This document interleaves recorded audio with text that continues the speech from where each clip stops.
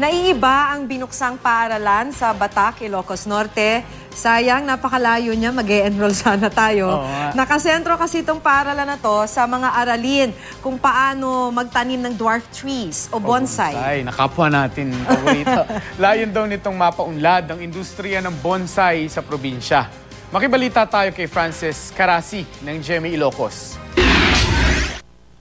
Kasabay ng anibersaryo ng Mariano Marcos State University sa Batac City ang pagbubukas ng kauna-unahang bonsai school sa Ilocos Norte. Dinaluhan ito ng ilang lokal na opisyal at mga international bonsai expert. Ayon sa isang investor at bonsai expert mula sa Taiwan, malaking tulong ang bonsai school para mas mapaunlad ang bonsai industry ng probinsya. People like bonsai and have a lot of bonsai, but they can't take good care of bonsai.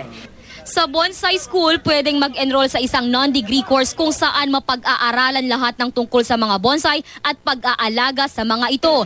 Tuwang-tuwa naman ang mga Ilocano, lalo na ang mga agriculture student. Dakam nga estudyante ket ma-train kami ti kastoy tas mahasa ti skills mi ti sabali pay nga pagkasapulan ti. Suportado ng grupo ng bonsai growers sa probinsya ang pagpapatayo ng naturang paaralan. Sa basit.